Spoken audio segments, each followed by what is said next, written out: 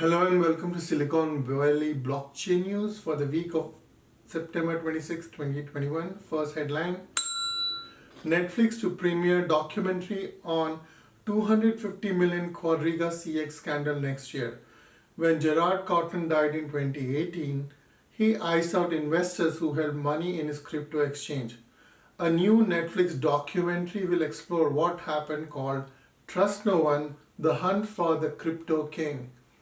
Gerard Cotton, the founder of Canadian crypto exchange, who died while on honeymoon in India in 2018 and was thought to have taken 250 million in customers' funds to the grave.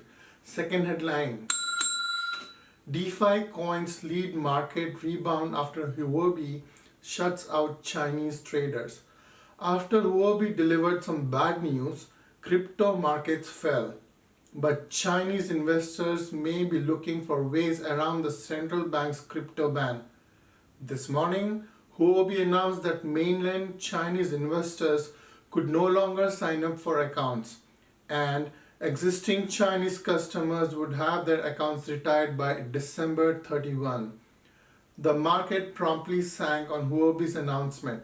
Bitcoin fell from $42,200 to $40,890, and Ethereum fell from 2,860 to 2,700.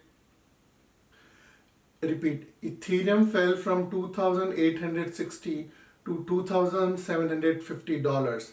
Huobi token is down 20% in the past 24 hours. Company is the only vendor who can reasonably provide the services required by the agency. Third headline: Bitcoin, Ethereum recover from China's latest crypto crackdown. China's crackdown largely firms up existing regulations, but it left a nasty sting on the market. But things are beginning to recover.